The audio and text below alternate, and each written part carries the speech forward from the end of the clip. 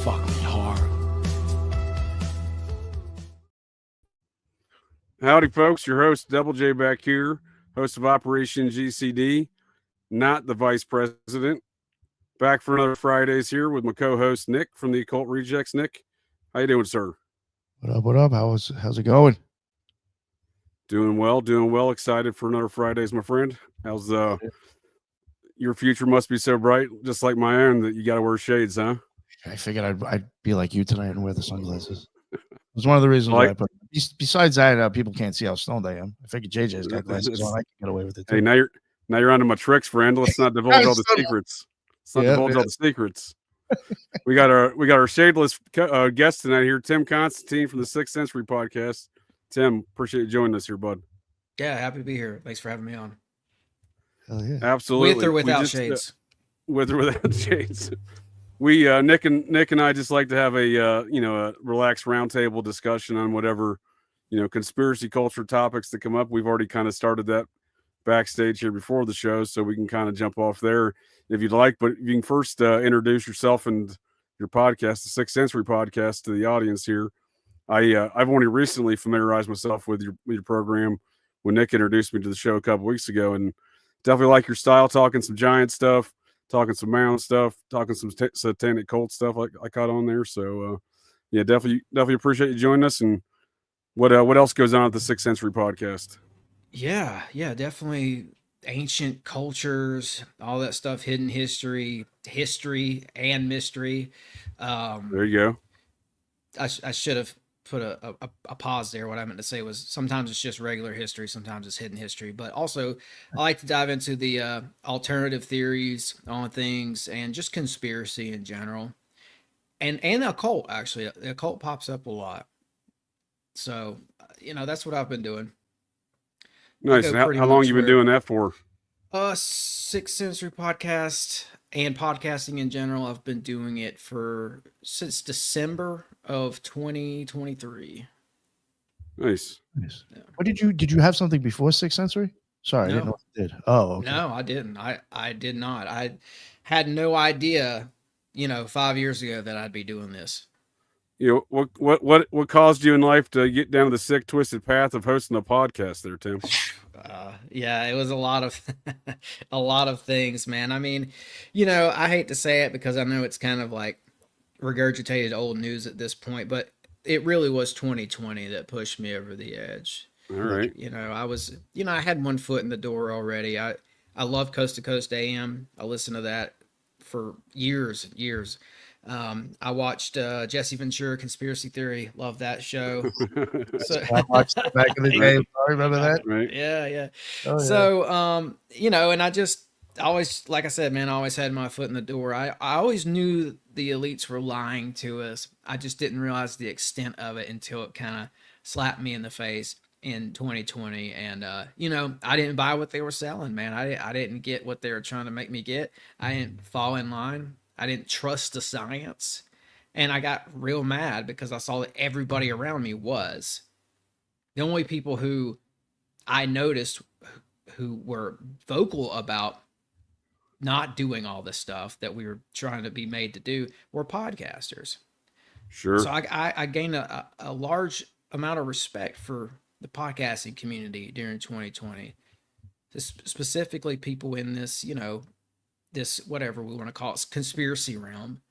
I saw a lot of people stand up, get their channels taken down, have all kinds of stuff, money taken away from them, all that stuff. And I saw that people were still willing to say, well, the jab and all that, we're not doing it. People stood up and vocalized it. So that kind of got me into it. I was like, okay, every normie I know, I can't even talk to about this stuff. So I started a podcast so I could talk to other people who had, same sort of mentality. Sure. Keeping it sane by sharing some ideas, right, with folks who aren't going to think you're insane. Yeah, man. Yeah. And I started researching in 2020. There you go. So, and I just never stopped. So I would say that. You got into the. Sorry. No, I was just gonna say I started the show so I could kind of put out some of my research too. That's awesome. Did you feel less crazy when you met more people podcasting? Yeah. Oh yeah. That's good then. Yeah, Therapeutic is that. I thought that I was crazy until I met some of y'all, man. Right. Made me feel better about myself. I'm kidding. No, it's been a fun journey. Never saw myself getting into this, and I've made a lot of cool friends doing it so far. I'm just a year in, but man, I mean, I've met some really phenomenal people. Good for you, man. Good for you. That's awesome. I like some. I definitely like. That seems you seem to be doing something, right? I definitely like the topics you cover there, Tim, for sure. Those are definitely my wheelhouse of activities. The ancient cultures, specifically the mounds of America. I mean, mounds everywhere, but mounds of America specifically, and the giants that were in some of those mounds, right? Yeah, I listened to one of your recent ones on satanic cults and whatnot, because that's a big. We were talking about Scientology before. They technically fall within that Thelemic umbrella of cult activity, as descended from Aleister Crowley, right? Yes. So yes. they kind of fall. I mean, while they're not like on their face like doing Satan stuff, they are technically satanic, I suppose, right? No different than the Mormons are when you're professing to be a god of its own planet, right? That's kind of what the general sense of satanic, right? I mean, y'all went deep. That's what I'm trying to explain. The general sense. I know. Y'all went deep on that interview as far as like a PhD level thesis of breaking down these different elements of what is Satanism. Was it the one with Nyx?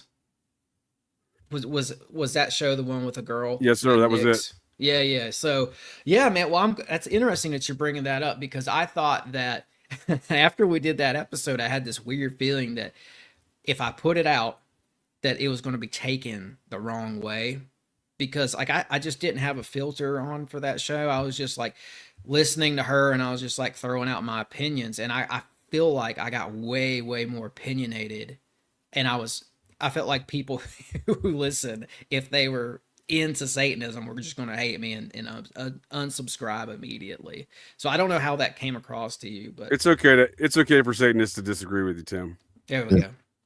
It's okay. You guys did a great job on it. I enjoyed the full scale analysis of breaking down the different theological understandings and philosophical basis for why these specific satanic cults congregate. Right? You guys did a good job encapsulating that. Well, yeah, man. I mean, when you look into specific people, like I'll just say Anton LaVey, when you look into him and you look into people who know his family, who knew his girls, what you hear is that they were very into like going onto the astral plane. They were into doing that kind of stuff, and they were into like getting in contact with these other entities. Right. And I'm glad you picked up on that, because most folks, if I may just interject, most folks don't, they like to write him off as a carnival barker. And I thought that was a salient characteristic you pointed out there on your show, was he was into some weird shit. Yeah. His spirit guide, I don't know if he called it that, but he was his power spirit, I think is what he called it, was Leviathan, like an old demon. Yeah, Nick would know more about that kind of stuff than me. I don't know, Nick. Have you heard that about LaVey? That's what I was told by people like kind of in his circle. Is that like a guardian angel type of situation, Nick? What, Leviathan? The way Tim's describing this Leviathan demon to LaVey was his power. What was his power bottom? Yeah, power spirit. Yeah. Power bottom. What the fuck? It was LaVey's power bottom. Power spirit kind of sounds like guardian angel to me. I'm not an occult expert by any means. Something like that, but I mean, well, I don't know. Like maybe later we could get into some Nazi stuff, because I've been studying that lately, and my point is like it's a similar thing, because when you look at the people who influenced the Nazis, they were very much into channeling, and they had these familiar spirits, if we want to call them that they allegedly were talking to. Are you familiar with a group called the Process Church of the Final Judgment? Not really. I've heard of it. They're an offshoot of Scientology. Some like myself claim that they're a dark wing of Scientology, still to this day. But they basically are this machination of what you're kind of describing, satanic cult and Nazism.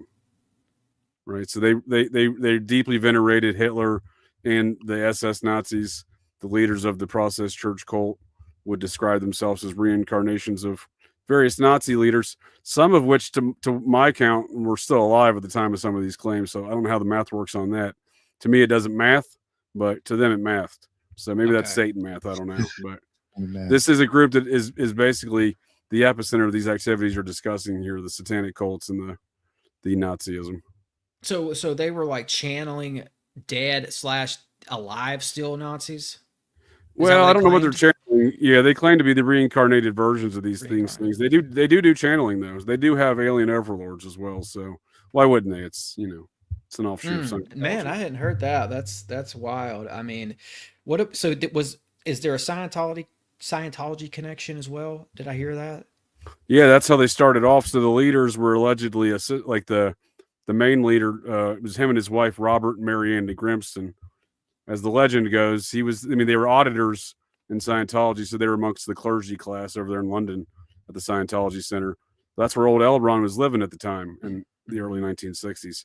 He was on the lam from the IRS here in America, and Lord knows what else. But he's over there, and allegedly Robert Grimston was one of his assistants. Like, he was close to L. Ron circle over there within the hierarchy of, Xenu territory of the Mayfair district there, the Scientologyville, which is where the Process Church erupts from, is the Mayfair district. I can't help but see Scientology through the lens of L. Ron Hubbard and his, mingling with Jack Parsons from the late 40s. That to me is like a quintessential story of how, and I don't see this talked about or pointed out much.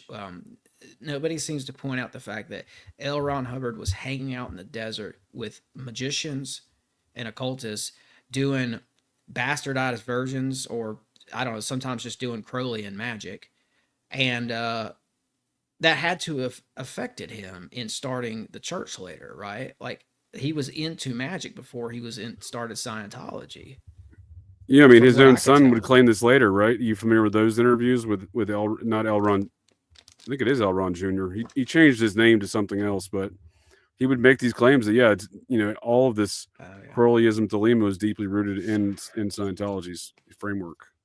Yeah, I mean, they to maybe like air this out and maybe like kind of drain some of the conspiracy for people. If you can go and you can read about the Babylon working, because Parsons documented the whole thing in his diary and published it. And they went out to the Mojave Desert in 1946, and they did day after day after day of magical workings. It wasn't like one night or 2 nights in the desert. They went out there and like really did this thing. It like committed to it, it wasn't like, let's go camping in the desert and maybe do some magic, maybe like tell ghost stories around a campfire. No, they committed to like at least a week or 2. I think it was like 15 days that he documented there. So like all that to say, Hubbard was really into this stuff. This is the Suicide Squad? I think I've heard them called that. Yeah. Yeah, that was the kind of colloquial name for Parson and his crew, which that's right. I have a real noted theory that all of Marvel and DC comics are Thelemic and Scientology fan fiction. You got the DC Suicide Squad, you got these superhuman powers, which Scientology built a $60 million structure in Clearwater, Florida called the Superpowers Building. So it's, you have these kind of things. And then Jack Parsons, you're describing, his birth name is Marvel. Whiteside Parsons, Jack's his nickname. Right. So I think that is why they called it Marvel Comics. One thing I do want to just add to that is that Suicide Squad would be fitting if I am correct when I say that magic is temporary suicide. It would make sense. Well, that's interesting. So that's even a deeper nod to the occultism there. I think so. Same thing with death cults. Sometimes I think they're only killing themselves, not anybody else. Well, that's interesting. And are you familiar with this name, Tim, on that same Suicide Squad of the Babylon workings you're describing? And Alfred Molina, I think is his name. Something Molina. We'll call him Phil Molina. No, so this is what I thought about the Suicide Squad. I thought that this was Parsons' group that were working on, rocket stuff. Oh, it's my understanding it's all the same mix, right? They invented the rocket fuel through these same magical workings. They were doing some magical workings by day and some magical workings by night. Okay, yeah. I have to look more into that. What I was doing over here is I was pulling up this diary that Parsons kept, and it says part of the ritual. So part of the ritual that him and L. Ron Hubbard did was over a period of 11 days, from January 4th to January 15th, 1946. And a lot of these days, like for instance, January 5th, he puts in a journal entry and he says, January 5th, a strong windstorm began suddenly around the middle of the first invocation. So if when you read through this, if you just imagine these guys are out in the Mojave doing invocation and windstorm picks up, and then the next day on the January 6th, he goes, okay, this is his entry. He says, invoked as before, windstorm continued intermittently all day, all night. January 7th, invoked twice, wind subsided. They used, on January 7th, apparently they used violin concerto number 2 as a musical background. That's interesting. That's Russian classical. And it's a guy named Prokofiev. I don't know how to pronounce his name, but the composer was Prokofiev, who Rudolf Steiner wrote a book about. So they're using like cool like occult influenced classical music. January the 8th, he writes, invoke twice, using blood this time. January 9th, invoke twice, replenishing material basis. Okay, and I'm going to stop after this because I'm not going to read every single thing here, but I've got to read this one. On January the 10th, this is where it gets wild. Parsons says, invoke twice. I retired around 11 p.m. and was awakened at 12 p.m. by 9 strong, rapid knocks. A table lamp at the opposite corner of the room was thrown violently to the floor and broken. There was no window in this corner, and no wind was blowing at the time. Basically, he's saying it's like a poltergeist kind of thing. Sounds like some devil shit. Yeah, man. So that's how this goes. Just to give people a taste of what he and L. Ron were up to out there, man. It gets weirder from here. I mean, like it's pretty weird already. It gets so much weirder, man. Imagine how it's like. So okay, then they left, right? They left the desert. They actually come back later in March to finish the Babylon working, because it says here the final part of the Babylon working took place over 3 nights, from March 2nd to March 4th. With L. Ron Hubbard acting as scribe and Parsons acting as high priest. According to the record of the events, Hubbard became a seer and a mouthpiece for a vision that he had. Oh, no, for the session. And he had a vision. And he said, a savage and beautiful woman riding naked on a great cat-like beast was shown to me. And this crazy savage woman was like adamant that she had an urgent message to like give to them. So it gets into this Whore of Babylon like symbolism that you see from back in the day. I mean, I think personally that they were tapping into maybe Ashtar. I don't know, because that's the Ishtar and Nana. She was like the goddess Babylon, in my opinion. And I get that from a book from an occultist. The book is called The Red Goddess. This guy took 7 years to write a book on the goddess Babylon. And what he surmised was that the goddess Babylon in her earliest form was Ishtar and Nana from the Epic of Gilgamesh and like the Sumerian myths. Sure. In my opinion, it seems like they may have tapped into that. So, so what do you think? Do you think this guy was the product of that ritual you're talking about there? This is L. Ron Hubbard Jr. He's a moonchild. He's a handsome young gent, isn't he? Yeah, he looks like he's on The Office, man. Some sort of TV show like that. I was gonna say he's been compared to Bubbles from Trailer Park Boys. Yeah, there it is. That's it. I need to hear this, man. I'd love to hear what this guy has to say. You know, I had heard that he talked about his father and exposed some stuff or whatnot, but I've never gone and listened to it myself. Yeah, what do you think? Was he the moonchild?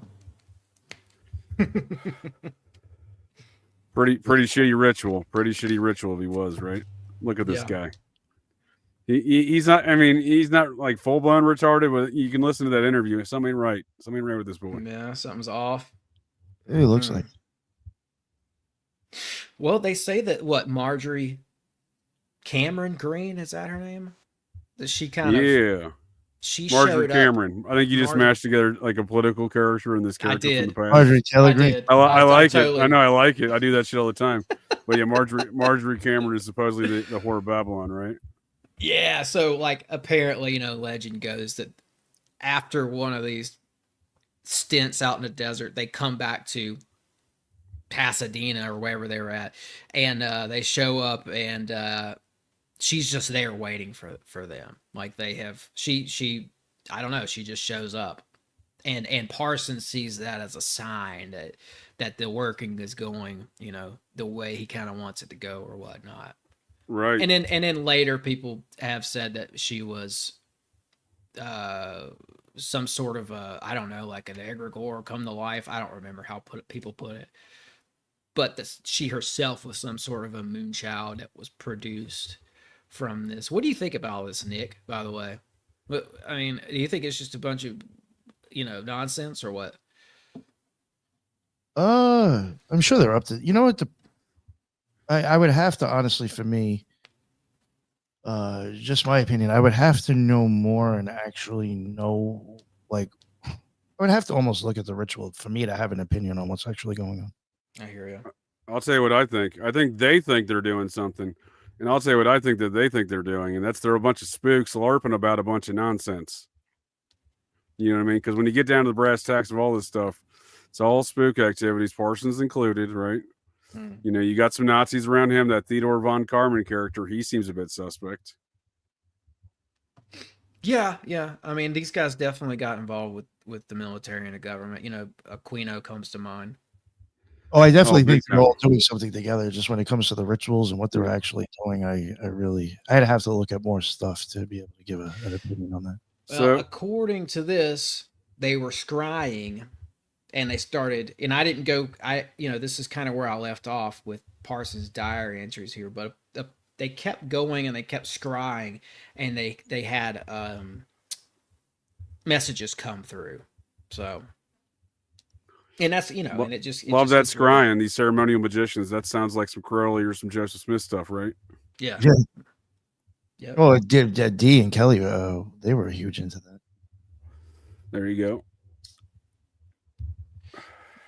Parsons says he feels as if he has been given a message and a plan when all this is said and done. And it says, I think this is correct. He was so like invigorated by whatever happened to them out there that he wrote Crowley on March 6th, and you know, said some stuff to Crowley.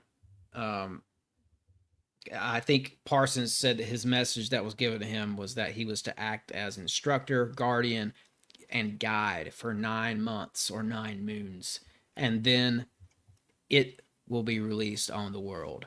Yep, and it is this guy right here. There you go. L. Ron Hubbard Jr., a.k.a. Bubbles. I will add, if you look at the time frame of this, that 9 months that he's talking about, when that 9 months is up, it is the beginning of 1947. So that's why I think maybe some people tie Roswell into this. Sure. What was Jack? To be fair, L. Ron Hubbard Jr. was born in 1934, but I'm still gonna make that joke that this guy right here is the moonchild. I mean, look at him. He's a character. Yeah. I definitely check out his interviews. He has some interesting stuff to say about his dad.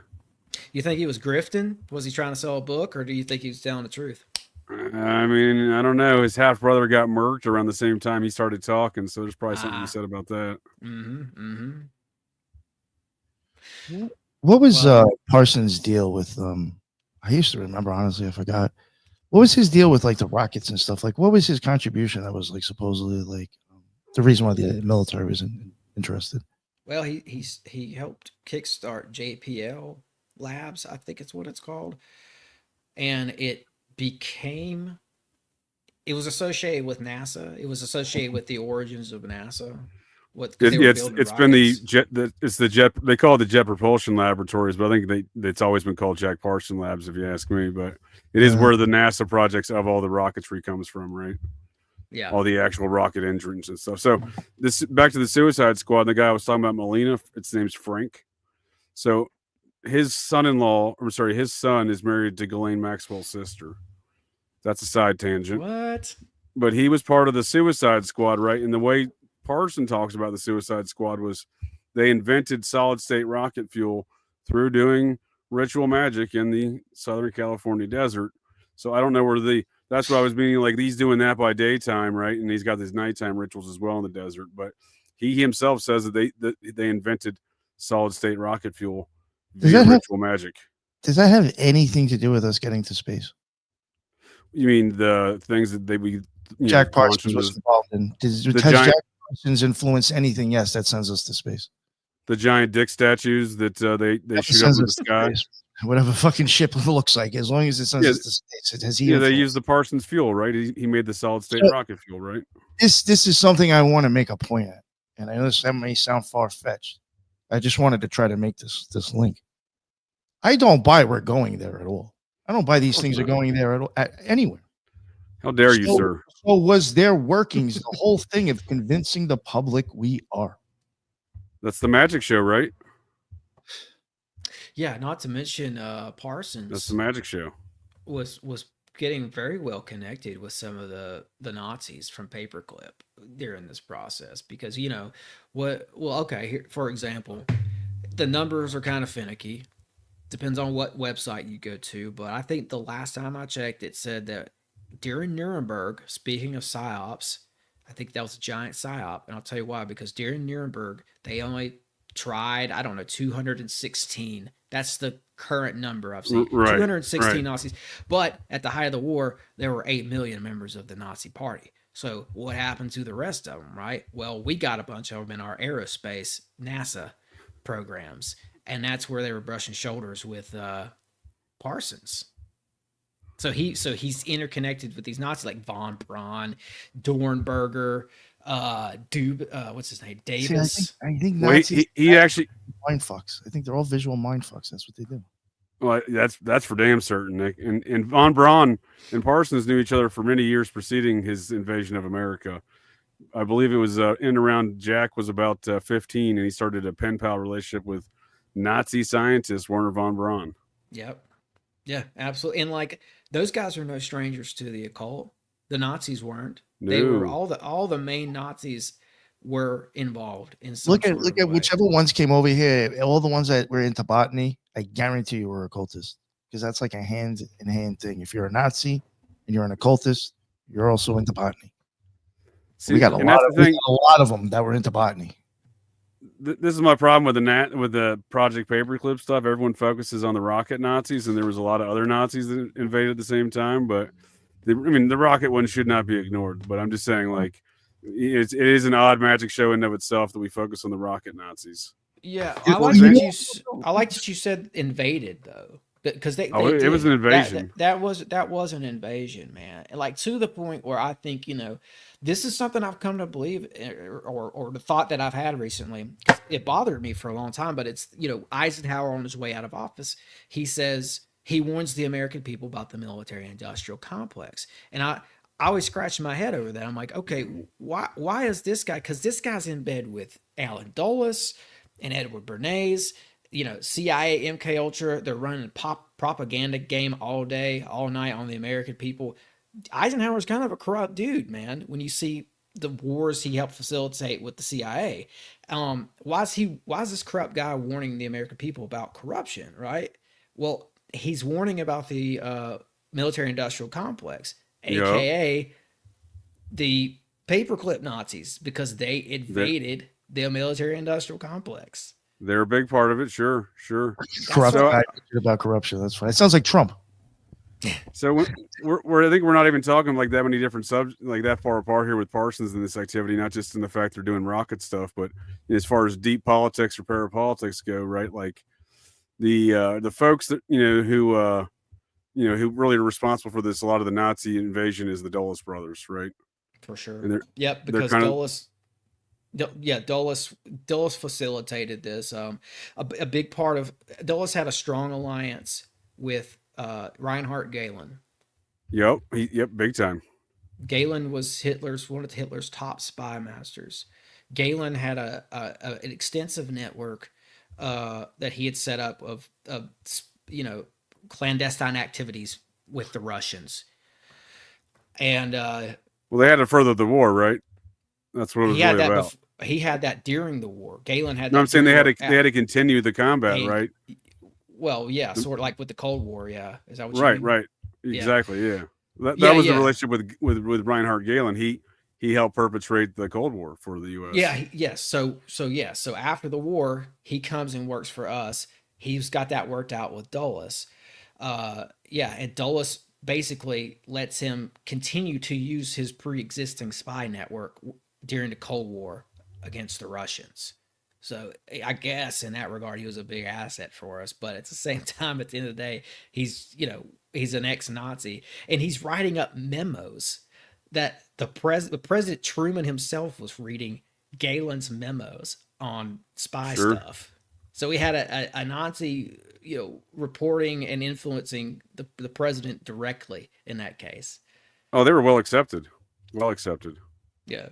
So yeah, the advice of these Nazis. Totally in bed with these guys. There's a Mormon Werner von Braun Disney film you can watch from the 50s on regarding space. These were people that were well cherished amongst an element of society, in a very specific society. If I as I claim, the Society of the Cincinnati, which is the secret society that started America. And in my opinion, and I assert all conspiracies in America go back to the Society of Cincinnati. Like Jack Parsons, his paternal heritage goes back to a Colonel Parsons out of the Massachusetts chapter of the Society of Cincinnati, it's an organization started by George Washington. They in all of his officers, and was to become a modern day knighthood where the membership is passed down through the paternal bloodlines. So this is interesting to me, man, because I'm working on something right now that has to do with George Washington. So I'm taking notes. There you go. That's awesome. So these folks have been running America since they started it, literally. So the in that regard, the Dulles brothers fall within this what I like to call the Anglo-American influence, right? This anti-liberty influence. So within this group of the society, so they've been at war with one another since this country began.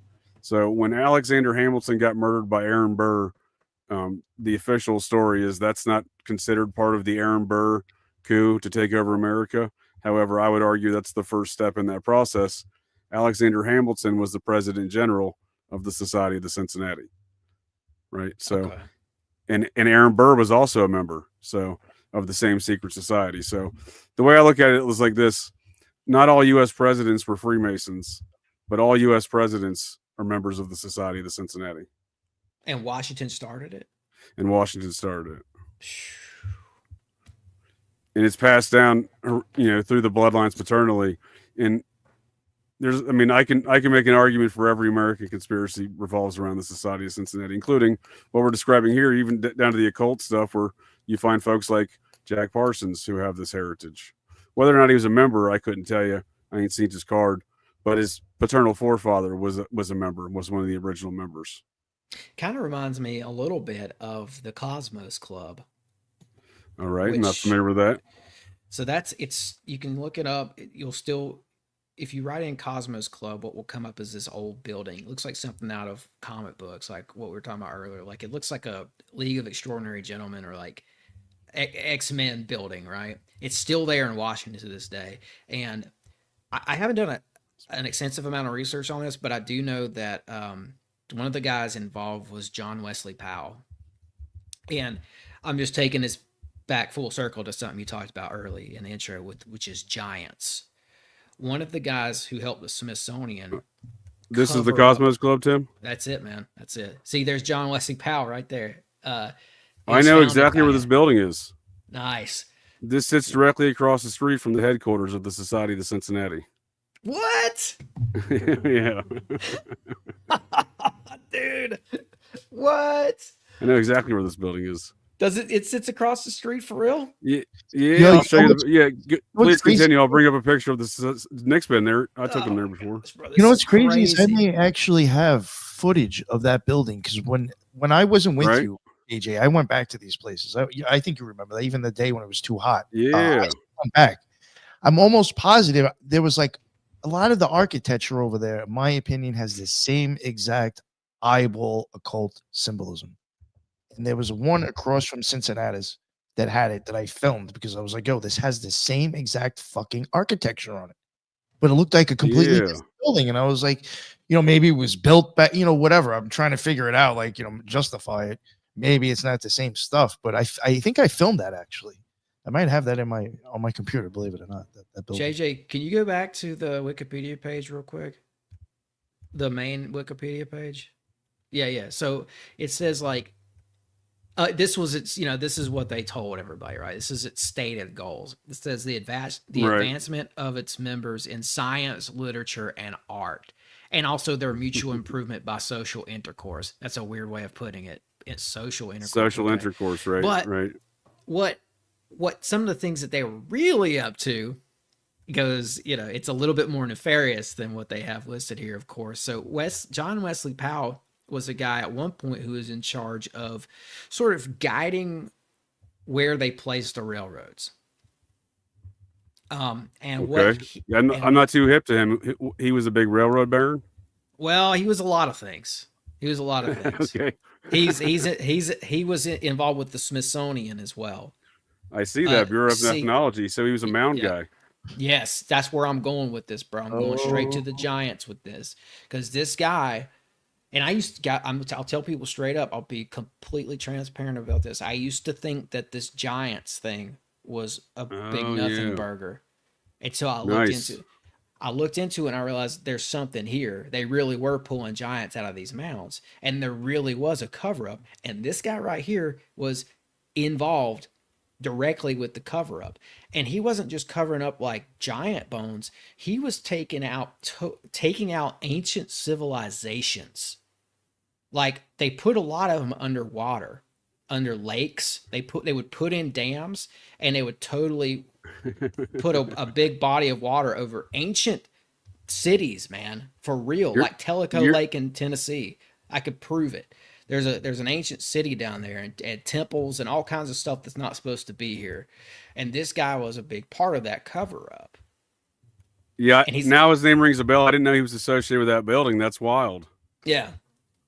And you're talking to the right man here about ancient civilizations buried underwater here intentionally. I discovered this here mound complex at the bottom of a lake here in Ohio. Courtesy of the Society of Cincinnati map with the instructions written on the bottom. Don't mind these retired NSA guys are like, I got into a dispute with a few years ago. They're like, we found it somewhere else. I'm like, dude, did you read the map? They're like, we don't need a map. I'm like, did you read the map though? Because the map will tell you exactly where this was. So, but yeah, you're right. They intentionally flooded these ancient sites, right? Across America. Yeah. Even the Hoover Dam was one. Like the Hoover, you can look it up. It was like, there's a whole culture that was flooded down there. It was an ancient city down there, They were part of the Pueblo people or something, or that's what they said.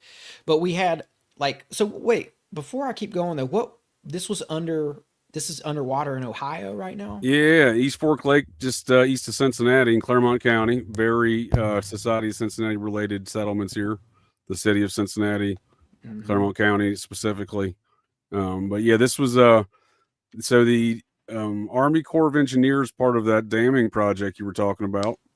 They wanted to flood this town and build this dam for hydroelectric power, I think is what their initial claim was. The locals sued, stopped it. The Army Corps of Engineers lost. They got an injunction on it, and they said, fuck your court, we're doing it anyway. So in 1968, they objected to they violated the court order and went ahead and buried this site anyhow. Mm-hmm. Well, that's what they did here in Tennessee. It's right outside of Knoxville. It was the Little Tennessee River, and I've got the map of it. There were 7 to 8 Cherokee cities down there along that river. One of them was called Chota. Yep. It was on the map. They called it Cherokee Metropolis. This was an actual city with buildings. This wasn't teepees and fires. This was a Yes, sir. civilization. They built brick homes. I'm Yeah. Scots Irish Cherokee. You're again. You're talking our subject right in my wheelhouse, friend. Yeah, well, I love it, man. I love that you know what I'm talking about here. And It's big mound yeah, country down there, right? absolutely, absolutely. And all those mounds and those associated towns are all underwater. It's called Tellico Lake, TVA, Tennessee. I don't remember what it stands for. Tennessee Tennessee Valley Valley Association. Authority. Yeah, that's it. That's it. They flooded it in the 70s, not too far off of this time frame you're working with. This is one in Cincinnati here, a couple of years later, I think. And there were scientists and scholars from Cambridge, I think it was either Oxford or Cambridge, but I think it was Cambridge. They were down there. They were in the process of excavating a temple. One of the guys from Cambridge said it was an Egyptian temple. Interesting. So I think that the Cherokee moved into an older location. I think there was an older group of people from somewhere else, probably from the Mediterranean, and or thereabouts, that came over here, established a civilization. They probably had their hands. I'll talk about this in a second, man. Leave that up. They had their hands on advanced technology, I think, and something happened to them. I know for sure that there was a war with the giants that the Cherokee recorded, because the Cherokee come from Iroquois stock. That means they came down from up north. They were up there in New England, and there's still Cherokee up in New England, by the way. Yeah, and they recorded a war with the Allegheny giants right there around the Pittsburgh area. But so anyway, whatever happened to these people, they got wiped out, I think, and then the Cherokee moved in and they established this settlement down there along the Little Tennessee River that is now, of course, under Tellico Lake, because these bastards flooded the whole thing mid-excavation. But one of the other things that come out of there, in addition to potentially having an Egyptian temple, you also have this right here. It's called the Bat Creek Stone. Yep. And what's your thoughts on this? It seems to be that this is evidence of what you're exactly describing right now, right? Right. This is the seafaring culture that came over here a long time ago, right? Yeah, this is thought to be Paleo-Hebrew. Paleo-Hebrew. It's basically confirmed to be that, right? First AD Hebrew, right? I think so. First yeah. AD. Yeah, now it was located in a mound in Cherokee territory, right? Yeah, absolutely. So here's the deal: Bat Creek is Bat Creek was right on that Little Tennessee River, right outside of Chota. Right. So that's what I'm saying. This is evidence of precisely what you're describing. There is evidence to support all of these things, and I don't think folks really, I think a lot of times, especially main science folks, these aren't recognized facts, right? But like they're clearly facts, right? And they're clearly evidence of what some of these mounds have, aside from the giants, which I think is another important factor you pointed out. It's evidence like this, right, that shows these cultures existed here. Okay, so I've got this thing. I got a picture on my phone. I just pulled it up. It's one of the inscriptions that they think they translated this stone that you have up. Sure. And they think it says "Holiness to the Lord," and they're saying it was an inscription worn on the forehead of the high priest, as described in Exodus 30. And it says, "And they made the plate of the holy crown of pure gold and wrote upon it in a writing like to the engraving of a signet, holiness to the Lord." Like almost like a sigil or something. That's what they think that this is. Right. So and this was kind of found under a sanctioned Smithsonian dig, so they really couldn't be like, meh. Right? Yeah, and how it went down? Right, yeah. They also found Paleo-Hebrew coins down there in Bat Creek too before they flooded it. So I didn't know that. Yeah, it's a coin of the first Jewish war with Paleo-Hebrew letters similar to those claimed Okay, so blah blah blah. But yeah, I So haven't let me looked. let me see if I have this correct here, Tim. So you mean to tell me that John Wesley Powell, the guy that clearly, hid a lot of this evidence from the Smithsonian stuff, started the Cosmos Club that sits across the street from the society, literally from the Society of the Cincinnati, from here to here?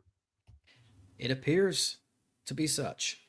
So that's a weird dynamic, and here's why. So, as you point out, the Smithsonian did a great job at hiding these evidence of these stuff in the found in these mounds. They eventually had to concede on the Bat Creek Stone after the Cherokee had an uprising about it.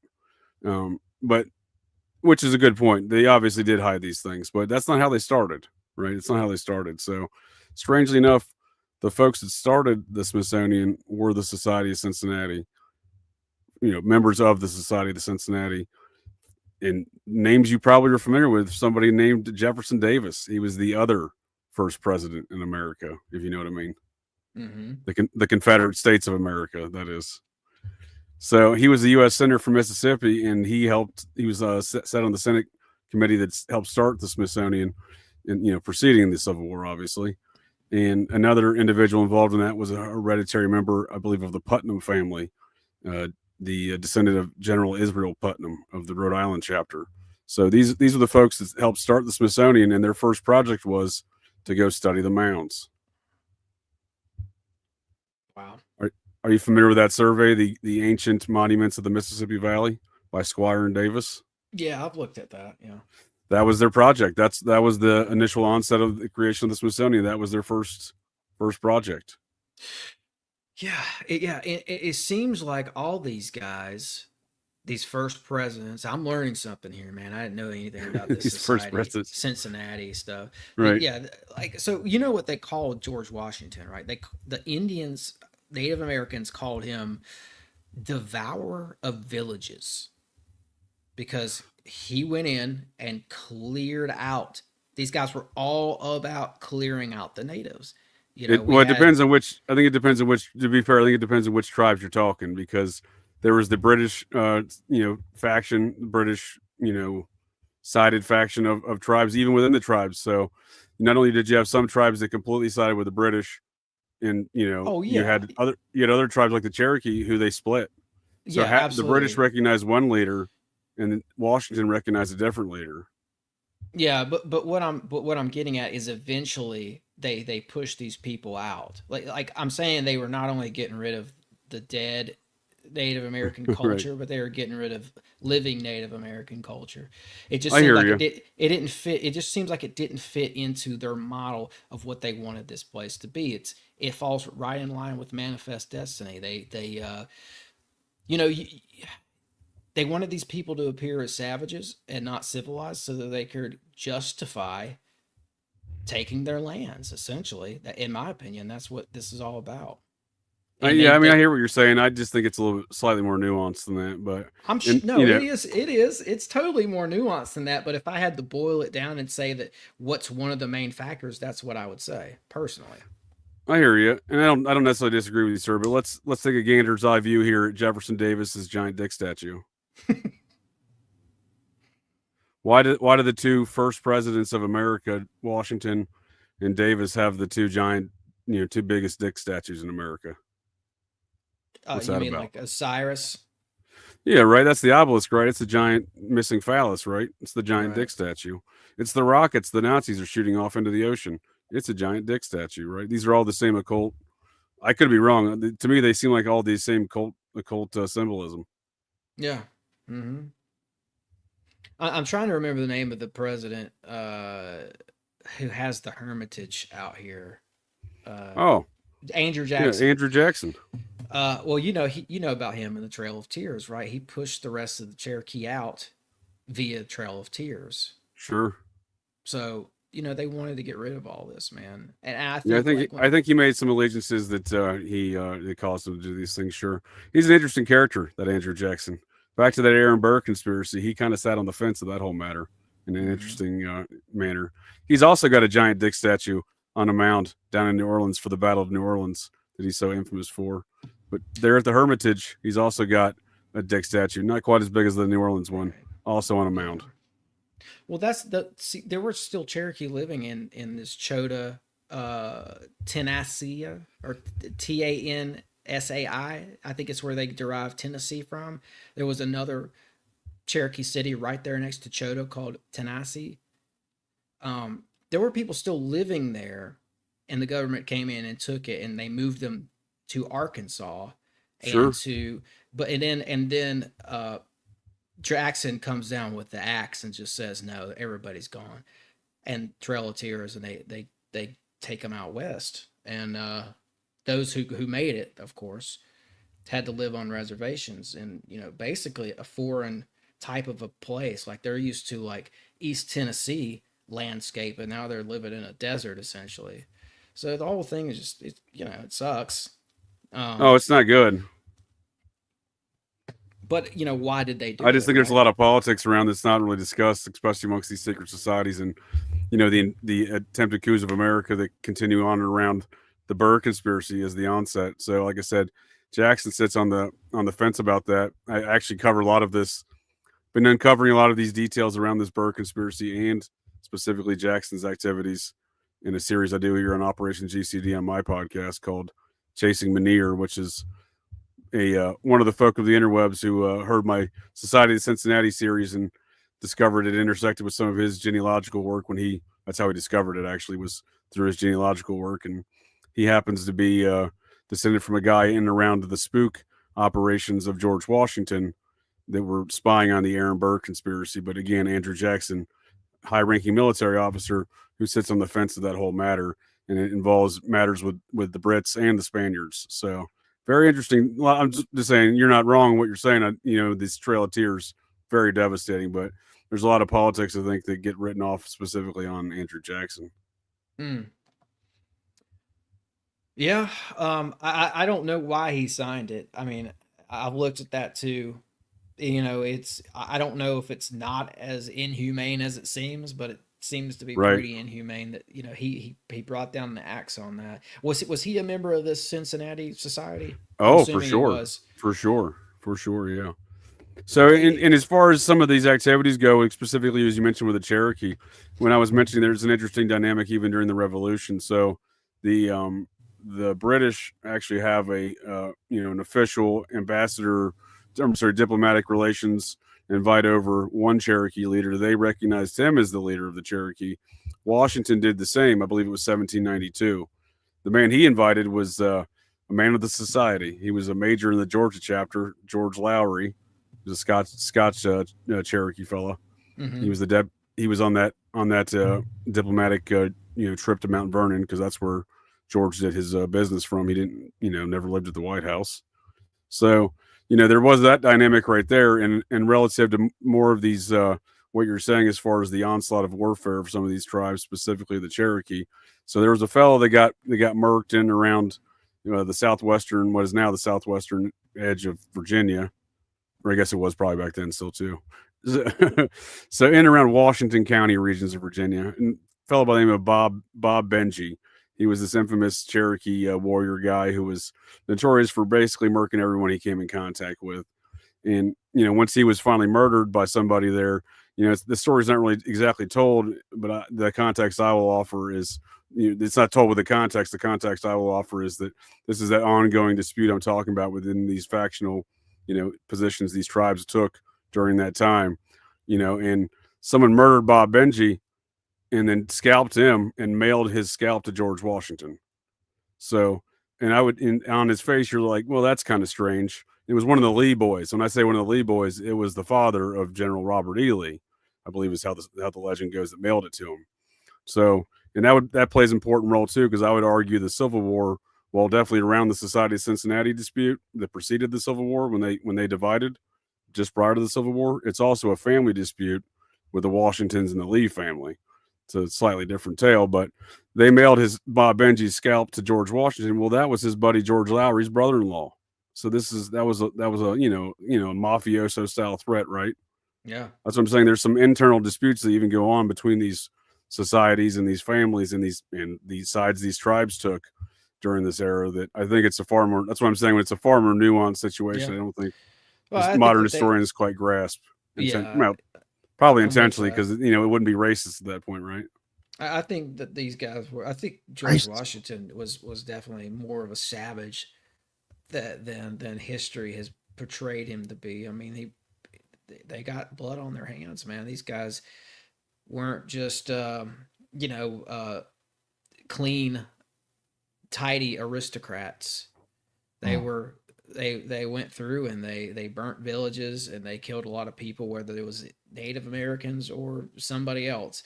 These guys saw a lot of combat. So Sure. I'm speaking to this guy sending a scout to George Washington. George Washington probably didn't blink an eye. He probably saw it as a mafioso type of a message. But these guys were savages, man. They lived a totally different life than we do. They didn't have heating and air conditioning and refrigerators and all that. This is totally different times.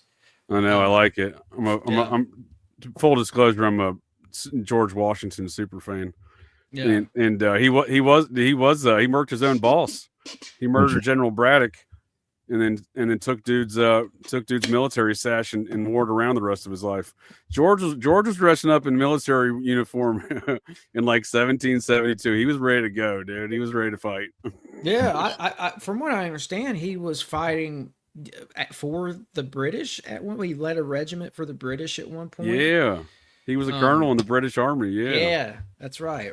Yeah, very murdered his own boss. The Brits sent General Braddock over. He sent General Braddock back in a box. Took his sash first beforehand. It's wild, man. Famously wore the red sash the rest of his life like a boss move. That's what I love about the history of North America. Yo, that is funny.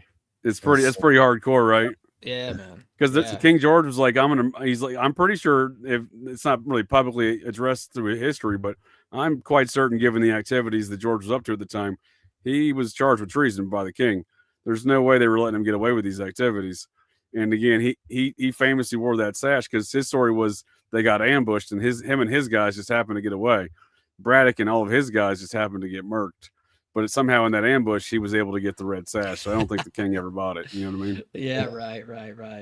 Yeah, that's what I love. Like I said, that's what I love about North American history, man. It is so much more dense than we've been told.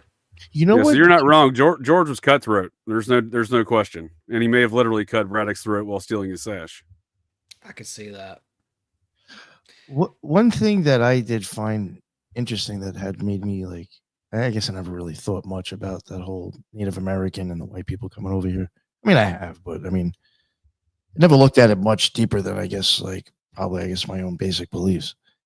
But like when I had somebody on the show a long time ago, I had Thrash on, and he covered Native American stuff and like symbolism, like kind of like their occult stuff. And from him doing that, we had realized so many different type of like occult orders that came over from like there in here to like Freemasonry or just even styles of magic that fuck, I'm trying to Did Rhonda Wolf scare you? So like you have these different styles of you have these symbols that the Native Americans were using, starting to be inherited by secret societies over here and by occult orders. And then supposedly you also have the story of like them kind of getting like wiped out. Like so like what I'm getting at is like regardless of how much of that is, I guess, true or whatever's behind it, to me it's like I do see, I guess, a group of people, I guess, getting diminished and then their symbolism even taken and reused. So like I do start to wonder if there's something else behind, it's even something to do with occultism or understanding of it they didn't like. Well, I just think there's something else there because of even seeing that. Well, I'd like to dig on that a minute because my question is, where do you think they got the occult symbolism in the first place? Where did the Native Americans get occult symbolism? And I like think even like the Micmac, like their medicine has been reused. There's people who put out magic books that have the same type of like pointed. They have their own like way of showing an 8-pointed star, and some of that. How about this, Nick? How about this magic wand with a mushroom cap? Look at that. Yeah, that's got to be some deep occult shit. That was in a mound in Chillicothe. I have a book in the other room. Gregory Little. Yeah, Gregory. That He is started bringing up crazy, man. symbols and mounds, dude. This guy's got a whole resource available on his That Twitter is timeline, wild. right? Yeah, The yeah. mushroom So Nick, you brought up the Micmac. I've got a book in the other room where this guy puts the Micmac language right next to Egyptian hieroglyphs, and they match up. They match up. How does that happen? They're getting. I think the Native Americans got this stuff from another culture, not nearby. There was like JJ said earlier, there was seafaring.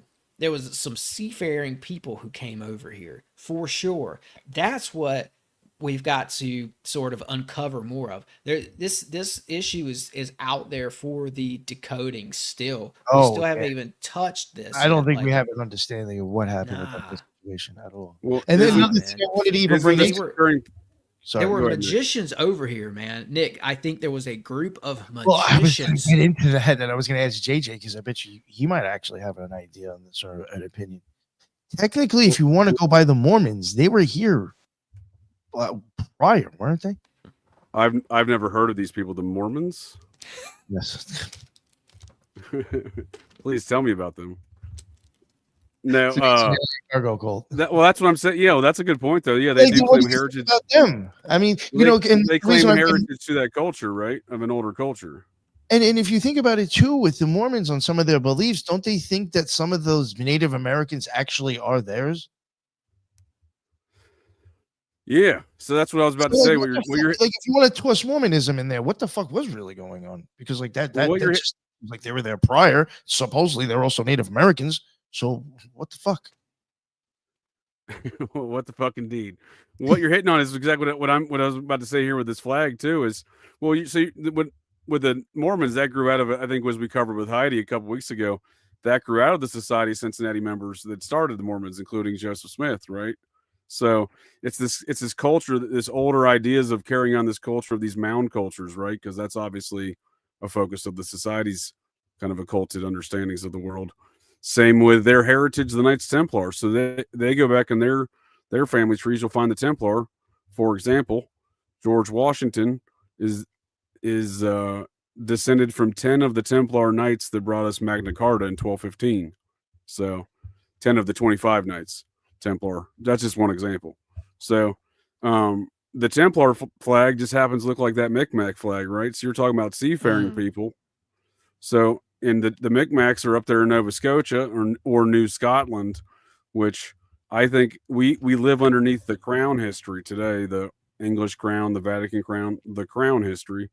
And what we're talking about is the crown history because we don't know these ideas, but these are things that have existed in this nation for literally thousands of years.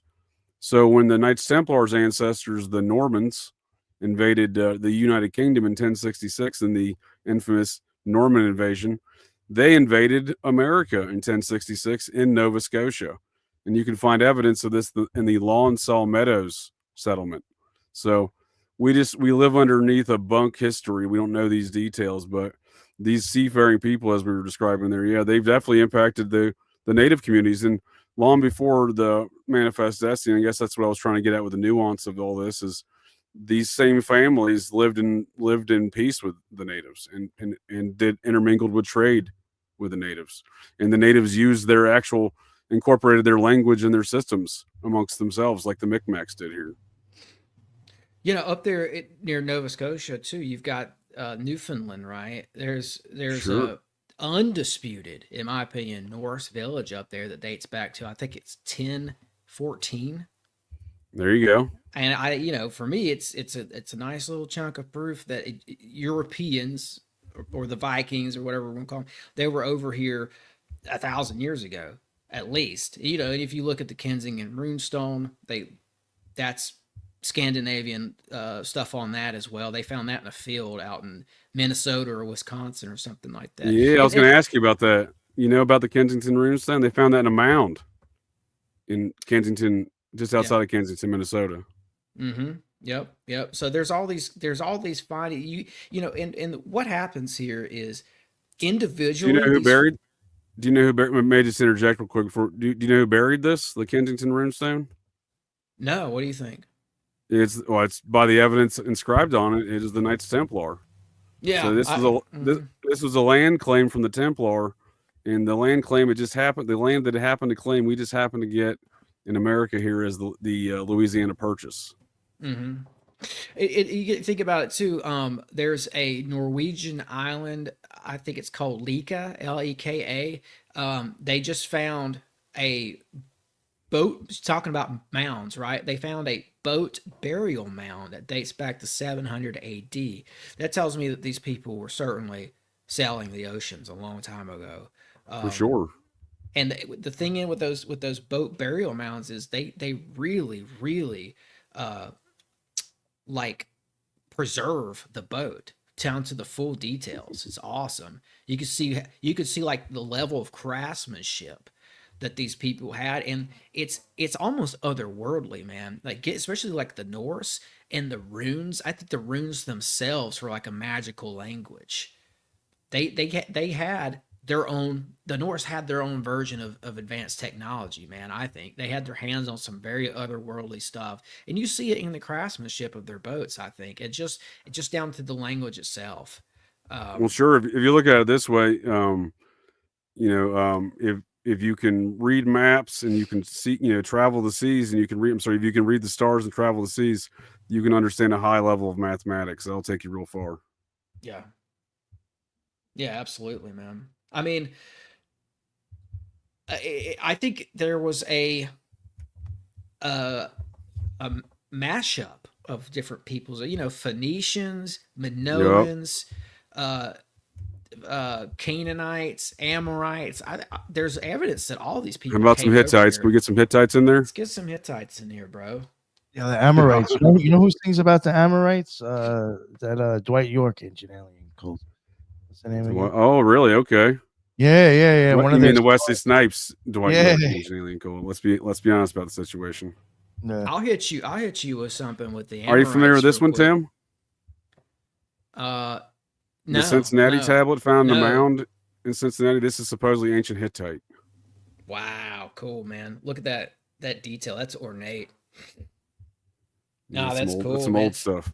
I drove up when I first moved to Nashville. I took a road trip north and I went up through Louisville.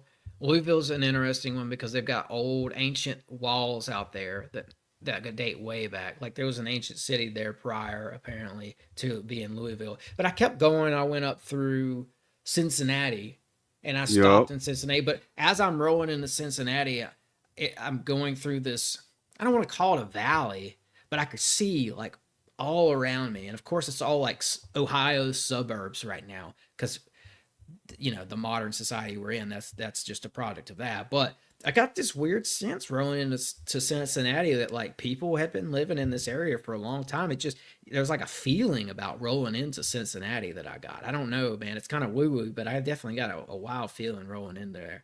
Like that's interesting. According to a University of Cincinnati anthropologist I had a conversation with years back, he claims folks have been living in that valley for about 19,000 years. I think you could feel that, man. I'm from Appalachia, sure. Bro. You could feel the mountains up there. Whereabouts? Where are we talking?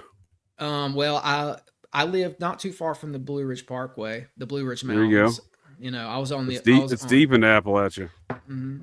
I was on the corner of that though. Like I could see that from my backyard. That was like the backdrop of my backyard was the Blue Ridge Mountains. It was like a painting, man. It was awesome. Nick's got himself a little taste of Appalachia now, living in the area of North Carolina. He's on the other side of it, but he's now seen it. Yeah, man. Nick, go up there sometime, man. Go up to Appalachia sometime. Go up to Boone or like Asheville or something, man. It's beautiful up there. I've heard Asheville is nice. Yeah, it's cool too. There's a lot of people. Cool places to visit, but like Cherokee, North Carolina, they got Cherokee, a mound there too. That's one of my favorite places to go through is Cherokee. That place feels old. I agree with you there. All the way there to Tellico Plains, right? Mm-hmm. Mm-hmm. That whole area stretched through there. I mean, look, man. Like, back to these artifacts, though. Like, yeah. What's this one? What do you think? Like, what's this? This was found in a mound. This is a very unique symbol. It seems, as far as it's not one I've seen in many mounds. This is unique, and I've never seen this symbol in any other mound, for that matter. Nick, what do you think here, bud? Is this some eye symbols? I don't know what the hell. I'll be totally honest. I was looking at that. Right? It's an odd shape, right? It could be. You know what does remind me of a little bit of the Grok symbol.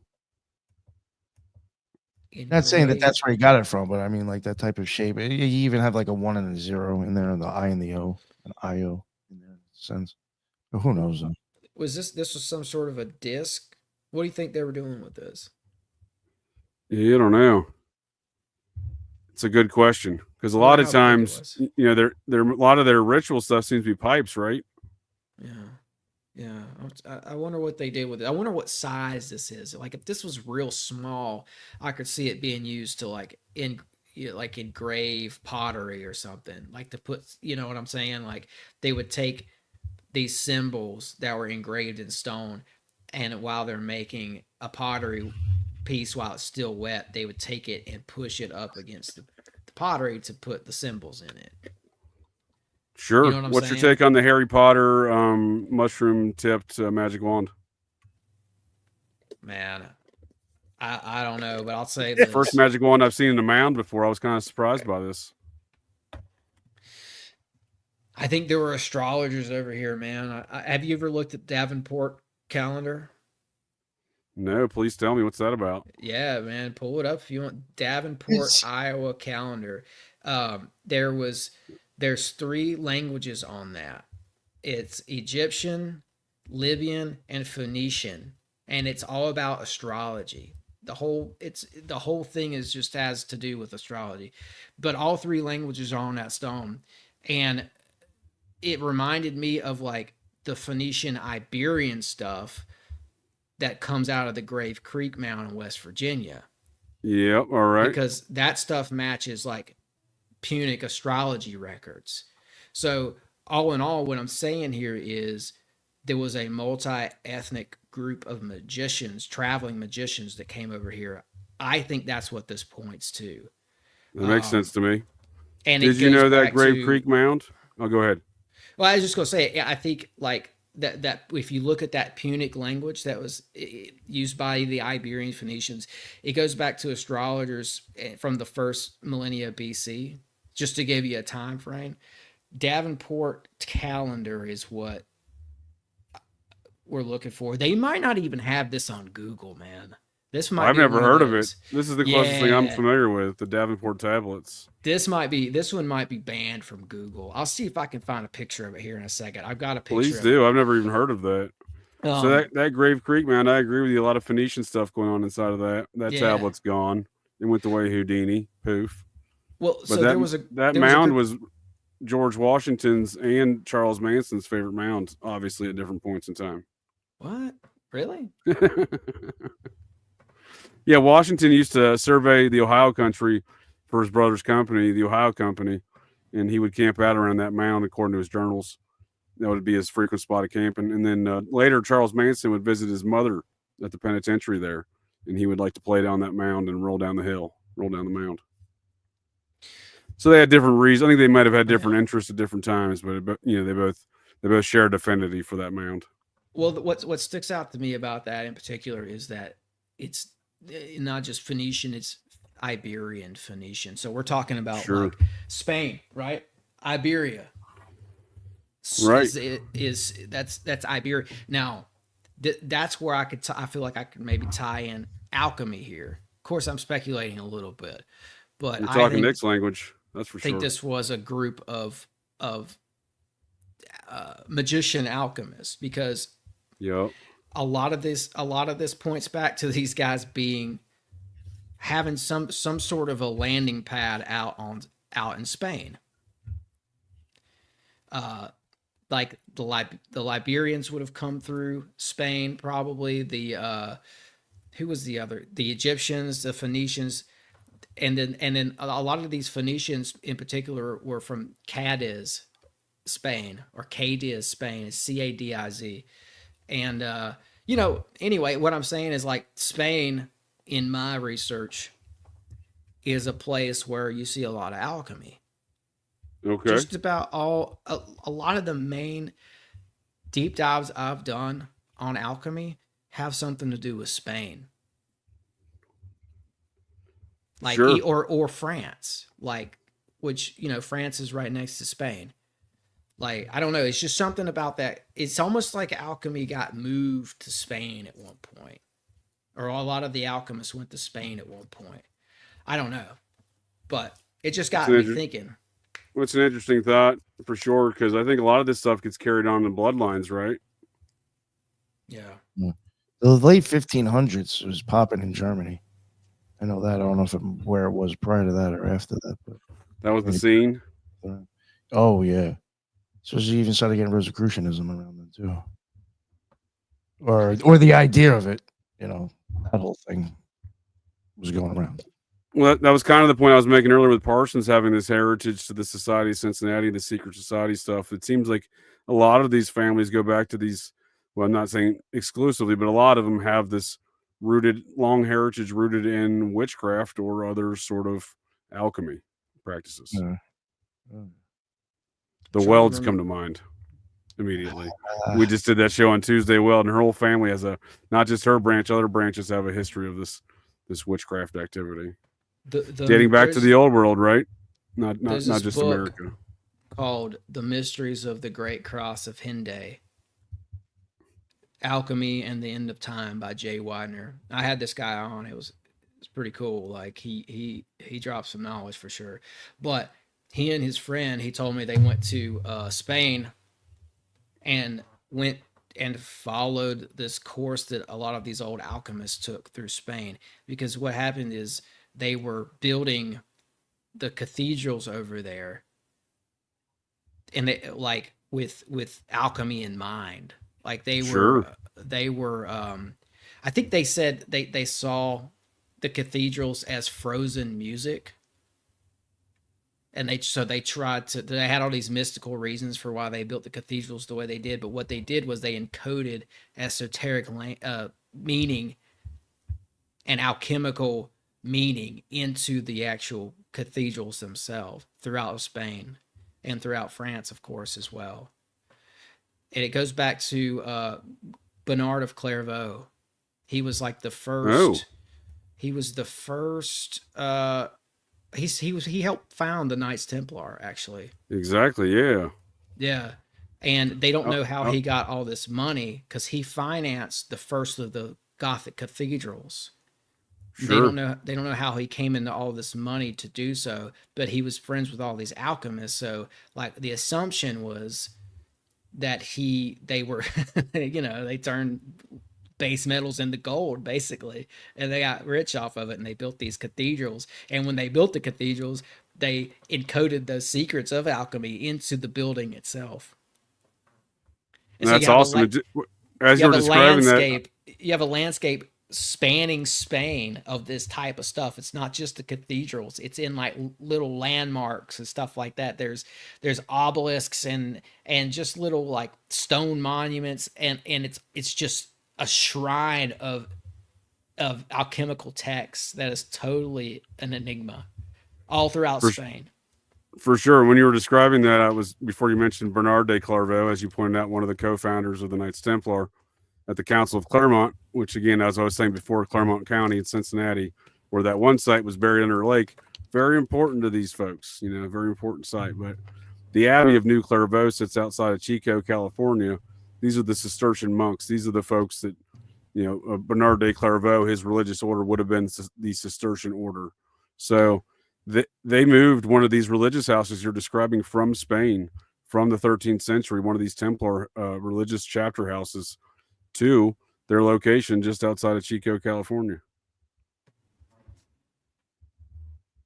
You familiar with any of those sites?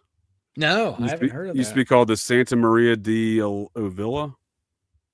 This was the Cistercian monastery built in Spain back in 1181. Now, is there a Cistercian and a Cisternian or something like? Is there two versions of this word? That I'm unfamiliar with, sir. Okay. But the Cistercians were definitely have you seen the film Robin Hood? Yeah, it's been a while though. Friar Tuck or whatever, the drunk monk. Yeah. He's a Every Cistercian monk. town has its ups and downs. He's a Cistercian monk. So these monks out here in Chico, they brew beer with Sierra Nevada. Oh, okay. But this is their chapter house here from Spain, from the 11 built in 1181. You can go visit it. It now sits in Chico. I've seen it. It's there. Now he was associated with the Benedictine order as well, right? Clairvaux. The Clairvaux? Yeah, I think he was associated with the Benedictine order at one point. That's very possible. Yeah.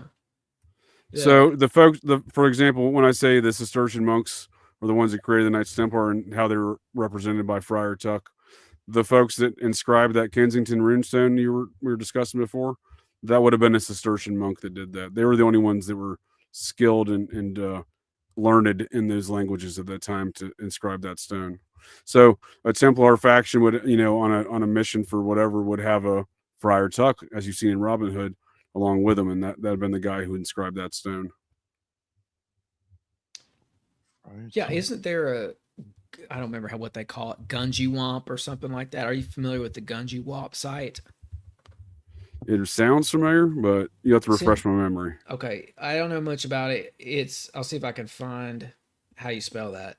But apparently it's in New England, and it's an old monk site. It's like a little small cathedral built into stone. And the people who own the property are like kind of cool. They're kind of into alternative history. So they're open about it. They're like, they let people come out there and tour the property and stuff like that and check it out. But it dates back to monks. Well, it dates back to, I don't remember what it dates back to, but they think because of some of the inscriptions that it were monks who put it there. I'm gonna see if I can find it. Yeah, how are we spelling this? Because I'm sure I'm spelling it incorrectly. Yeah. Okay. Here you go. Gungy. Yep. WAMP. Gunji Womp. I was close. Surprised it didn't come up. It's in Connecticut, I believe. Oh, okay. Yep. Hartford, Connecticut. I put New Hampshire. I'm not sure why. I don't think he even said New Hampshire. It just sounded like something that would be in New Hampshire. Yeah, it does. I think I was as a thinking Vermonter. I knew it wasn't Hampshire. Vermont. I was like, it's definitely not Vermont. So it may as well be New Hampshire. They want to be Vermont, but they're not quite Vermont. So it sounds like a New Hampshire activity. They've got stone circles there, I believe. Oh yeah, there you go. There's a picture right there. Groton, Connecticut. Yep. We got some large slabs, huh? What are we talking here? Yeah. Some ceremonial sites of some regard. Is that what we're looking at this? Is that what this is? I would think so. Yeah, ceremonial stone. I don't know much about this one, but they have theorized that this was a group of, I think, German monks is what they said, who came over and did this. How dare they? How dare they come over here and do this? Or maybe it's Irish monks. That's what they said there. Yeah, it said Irish monks. Or coldies. They're saying this was made in the 1960s. Is that real life? That can't be real life. No. It's definitely not made from the 1960s. That might be what they're trying to cover it up with and say. Typical. Yeah, that would be typical. No, I don't know, man. It's just what came to mind when you were talking about the monks coming over here. I think what we have, though, is a situation where there was a lot of different groups of people coming over here way before Columbus. Oh, big time. Are you familiar with this site, Tim? Yeah, right outside of St. Louis. Yeah. Yes, sir. Do you know the namesake for this mound? No, hit me with it. It's back in the early 1600s, a group of French Trappist monks of the Cistercian order made this their home for about 20 years, I believe is how the legend goes. So back to that same order of the Knights Templar monks, the Cistercian monks. So are you saying that they moved in to the area and like lived amongst the mounds? They lived on, specifically, apparently on top of that mound. That's why they got the name Monk's Mound. because these French beer drinking monks that set up shop there had some tailgaters. Wow, man. Okay. For about 20 years. It was like a 20-year long tailgater. No, that's interesting, man. I didn't know that. I knew about Cahokia, and all that. Sure. Yeah, I think that's a very interesting site, just for the fact that it points to there being a city there that I think they held. They think it housed about 25,000 people or more in 1200 AD. And part of that city would be under St. Louis now. At a time when London was only half that size. Yep. And I think that it just goes back to this idea that some of our cities aren't new. You can't go by the founded by date on Wikipedia for some of our cities. People have been living there much longer. And I think we've built some of our modern day cities right on top of these old cities. And I think St. Louis is a good example of that, specifically Cahokia Mound. I mean, there were tunnels that they found to Monk's Mound that like ran under the river to St. Louis, and where they found like weird artifacts. I saw this on a this dude was doing a breakdown of like old newspaper articles. Sure. And he found an old coupling of articles where they talked about the weird tunnels under the river in St. Louis connected to these mounds, and they were finding just out of place artifacts. Like there was like along the lines of the tunnel was like lions' heads that held torches, just like Indiana Jones stuff, man. Totally right. Some Egyptian stuff too, right? Yeah, man. Yeah, we've got that here in Nashville too.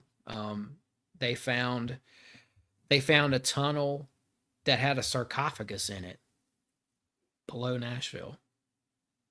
Yeah, that's an ancient city as well, right? They recognize that by naming things such as the Parthenon, right?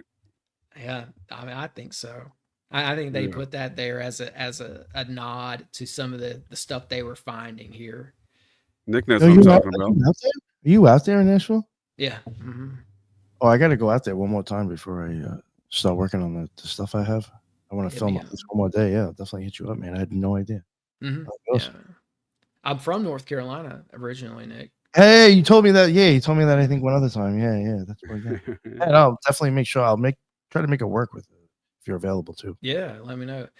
Well, I'll wrap up my thought though real quick with that, just because I think this is crazy. Like that Parthenon, the word on the street is that Parthenon sits on top of the entrance to this tunnel they found, where they found all these weird artifacts. And the tunnel, they said in the article, they talk about how the tunnel stretched for about a mile underneath Nashville and came out at Fort Negley, which is a star fort. I'm sure you're familiar with star fort lore. Some of those star forts. Sure. So you've got a tunnel connected to a star fort with a sarcophagus in there. They found big urns and vases down there with what they were describing as an undetectable language. It was they didn't know what language it was on there. Was it Reformed Egyptian? Probably. Yeah, something like that. It was a Joseph Smith joke. It was a Mormon joke. I apologize. Yeah. That's what he used to tell everybody. It's Reformed Egyptian. Right. Only I can read it through my angel Moroni. Yeah. No, but my assumption is that. Sorry, go ahead. My assumption is that it was not Egyptian, or they would have identified it. It was something else, probably like Greek or something like that. Who knows? But anyway, sorry, Nick. Go ahead. No. I was interrupting you. I wanted to ask because you're talking about like Egyptian artifacts or whatever and Mormons. JJ, I heard that at some point. I think Joseph Smith even kind of technically put a lien on the church because he wanted to acquire Egyptian artifacts. Have you ever heard that before? I think the whole society of Cincinnati was deeply infatuated with Egyptian artifacts, Napoleon Bonaparte being a prime example. Interesting. So I think Smith's interest is rooted in the same. Napoleon Bonaparte. You guys got to look into his sister. She was a fucking freak. Interesting lady. Napoleon Bonaparte's sister? Okay. Yeah. We mentioned her when we covered the Viareggio Carnival. Somehow he came up on there, and then we covered his sister or some shit. And he was off The the hook. Bonapartes started the FBI as well. They're a very powerful family in America. I've heard that Napoleon FBI thing. That's pretty wild, man. That's said Nick would know. They say that Napoleon spent some time in like Egypt in like the Great Pyramid in like one of the chambers up there, like kind of like Crowley did. Yeah, and Crowley loved himself some Joseph Smith, and so does Damien Eccles, apparently. Damien Eccles. But who doesn't love Bubbles Hubbard here? He's a handsome gent. He was a handsome gent. R.I.P. Bubbles. Bubbles Hubbard. Something. He looks a little off. I appreciate. There's something way off. I appreciate both of you, gents. See you, and Tim. It's great to meet you, sir. And these, like I said, your topics of conversation are specifically right in my wheelhouse. So I certainly enjoyed a lot of your insight on these topics. Oh yeah. Do you have any closing words for folks here? Anything you can plug here? Yeah, I mean, I'll plug my podcast. I reckon. Sixth Sensory Podcast. I'm on YouTube, Spotify, Apple, and Patreon, and Sixth Sensory Instagram. Check that out. And that's it, man. Thanks for having me on. It was a blast talking to you about this stuff. Oh yeah, man. Yeah, for sure, man. I got your links in the show notes already for folks to check out. And yeah, for sure, absolutely. And Nick, sir, I appreciate your time as always. Any plugs or parting thoughts for folks tonight? No, not really. I don't know. Check out the Occult Rejects. I don't know. I'm sure we got some really interesting guests coming up recently. I mean, I don't know if any of them will be live, but we do have some interesting. We got who we got coming that will be dropping soon that we could promote. We're gonna be having a ex vampire cult person on who was in an Anne Rice. This woman was in an Anne Rice vampire cult. That should be interesting. Who's Anne Rice? She was the one who did that whole thing with the Interview with the Vampire. Ah, makes sense.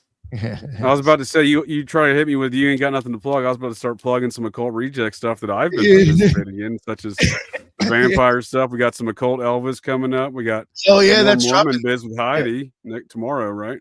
Yeah, that's true. That's gonna the be a Occult good one. Elvis, Heidi, Occult Elvis is dropping next Wednesday. So yeah, people keep an eye out for that. Definitely. Or it might have dropped on Heidi's if you want to go check that out. I was gonna say we got more Mormon stuff with Heidi coming up. Hell yeah. Yes. We got that Occult tomorrow. Rejects. Yes. Awesome. Shout out to Heidi Love. Yeah, more Mormon Mafia coming at you. Yeah. Occult Elvis and Vampire Cult guest coming up soon. So it should be definitely interesting. That's awesome. Let me just hack up along here. And I appreciate both of you gents again. Operation GCD Live coming up on Wednesday with an occult and or esoteric review of the 1986 cinematic masterpiece, The Golden Child, starring Eddie Murphy. I cannot wait with Nick and Jen the Ninja. So looking forward to that. I'm excited just to have to watch the movie a few times to do it. I love that. Yeah, it's a great one. It's a real it plays. The comedy still plays. I mean, it's who doesn't want to see Axel Foley battle a satanic cult going to Tibet, you know? Who doesn't want to see that? I want to see it again. Exactly. I watched it a couple times. Dang.